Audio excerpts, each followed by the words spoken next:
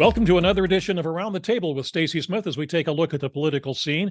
60 years ago, Thanksgiving was 6 days away when the youngest man ever elected president of the United States was shot and killed in Dallas, Texas. John F. Kennedy's death rocked the nation, but how much of an impact did it have through the years, especially politically? We will discuss that and a lot more in this week's edition of Around the Table with Stacy Smith, and my panelists are all gathered to talk about that and a lot of other topics. I'm going to introduce them to you now, and they are the former and last Republican governor of Pennsylvania, Tom Corbett. Mr. Corbett also served as Attorney General for the state of Pennsylvania and also as the U.S. Attorney for the Western District of Pennsylvania. Tom Corbett now teaches law at Duquesne University. Jim Byrne is the Chairman Emeritus of the State Democratic Party here in Pennsylvania. Jim served as the state chairman during a crucial time for the party. He also served as president of the Allegheny County Council and also as mayor of Millvale. Jim practices law in downtown Pittsburgh now. As we go around the table, we find Keith Schmidt. Keith's background in politics goes back to the Reagan presidency, and Keith was a state director for former Pennsylvania Republican Senator Rick Santorum. Keith also served as a consultant to Santorum's 2012 presidential bid. Seated across the table on the Democratic side is someone who I like to call the great philosopher of Around the Table, and that is Joe Mistic. Joe is a guiding light for a lot of Democrats across the state. He's consulted on a lot of campaigns. He's also served in several roles in city government, including that as deputy mayor of the city of Pittsburgh. Joe teaches law at Duquesne University, and you can read his thoughts on life and politics every weekend in the Trib. Gentlemen, thanks so much for joining us once again for Around the Table. Let's go ahead and get into this one. It was 60 years ago that the course of American politics and history was changed when John F. Kennedy was assassinated in Dallas, Texas. We get two perspectives now from those seated at the table. Let's begin now with Governor Corbett, who was a teenager on November the 22nd, 1963. So, Governor, from your perspective, did Kennedy and his death have a lasting impact on American politics? Well, let me set a scene there real quickly, and Joe will probably add in. I can remember exactly where I was, freshman English at Shaler High School, when we got the announcement over the PA system, and it just stunned everybody. And for 4 or 5 days, America stood still, sat still, watched black and white television, at least in my house, and watched everything that was going on, including the assassination of his assassin. But when you look at this in history, go, what if he had lived? He had already demonstrated determination in the face of Khrushchev with the crisis in Cuba and stopping bringing arms into Cuba. He was demonstrating a younger form of leadership, and he's taken away from us at that point in time. We were already involved in Vietnam. Lyndon Baines Johnson, his vice president and former senator from the state of Texas, a number of years older, was to me a return to the politics that he was going away from, and then continued. But to his credit, the Civil Rights Act that Lyndon Johnson got passed was a surprise to many. So when somebody dies in a crucial position like that, it's very hard to say what would have happened. What happened was history going forward. I would have, we could all get in that time machine and go back and say, what if he had lived? What would he have done? Joe, or anybody else want to jump in on this? Oh, sure. I was the governor's age when Kennedy was assassinated. I'd spent 1 year at Sarah Catholic High School, and that happened to be the year. And he was, of course, revered at a Catholic high school in those days, being the first Catholic, being a young man, a war hero who with a good, solid Irish background. It was an Italian order, but they related to the Irish.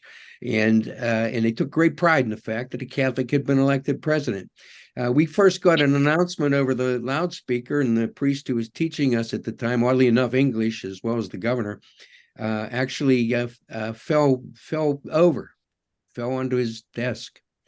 And we were to go to the auditorium for a mass for the president's well-being, and then shortly thereafter, there was another announcement that it would be a funeral mass, a mass for the dead.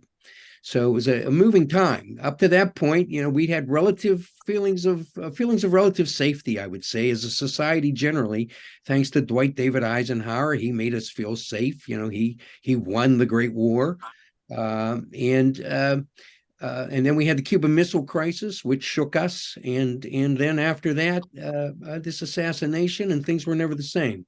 As for Lyndon Baines Johnson, the experts wonder if Kennedy could have gotten done what he'd gotten done. He was, after all, the master of the Senate.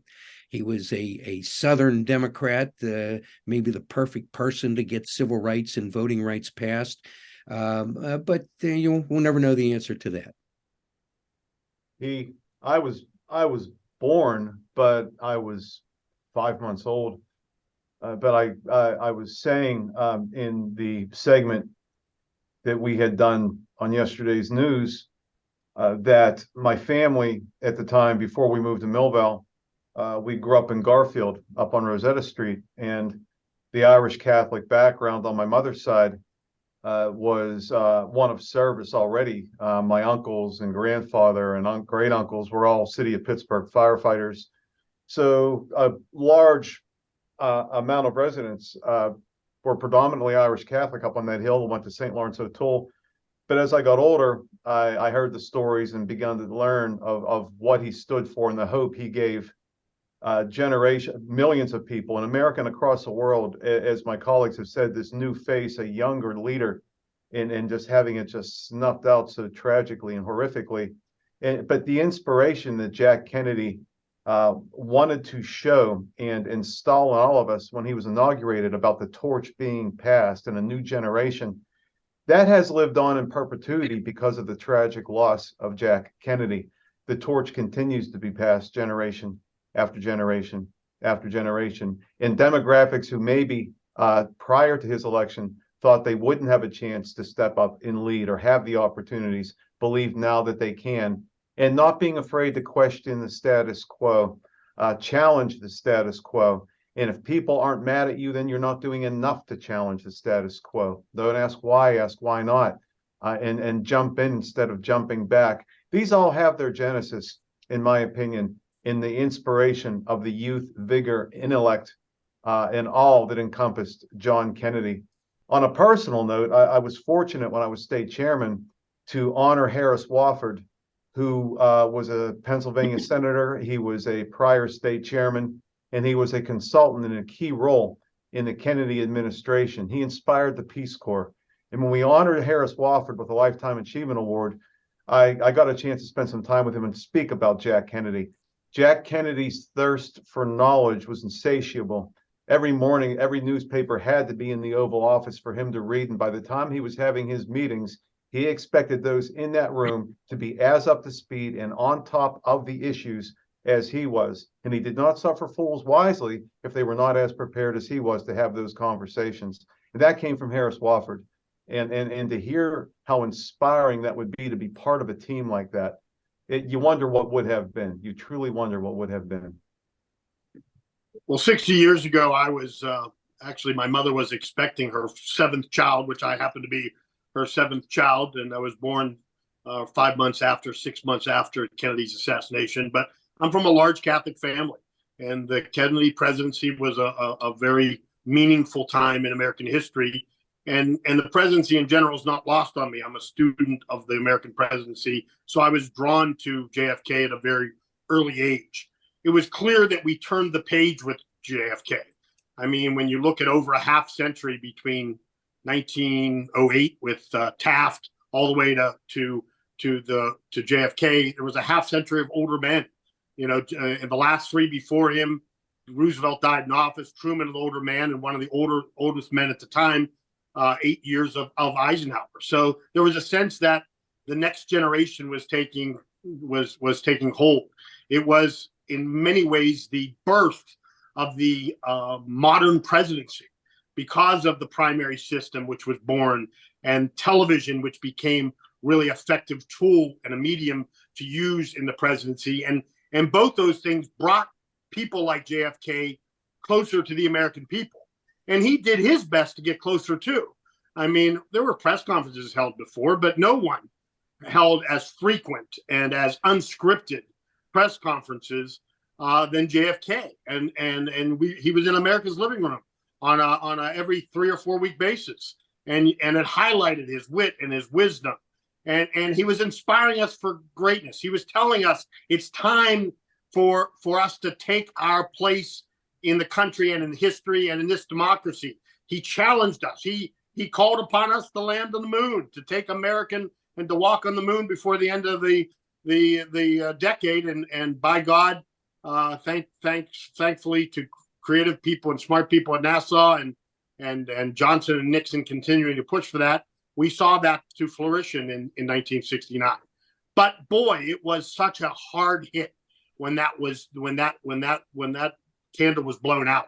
It was. I can only imagine to be the age of the governor or the professor, where really you were just coming up to an important crossroads in your life, and to see a young man like that killed in such a public way, it had to put an enormous hole in their hearts and their minds. And America will never be the same. I can tell you that. But he leaves a mark 60 years later that will never go away. All right. Thank you, Keith. We are well past our time limit on that particular subject. So when we come back, we'll go from the past to the present in just a moment.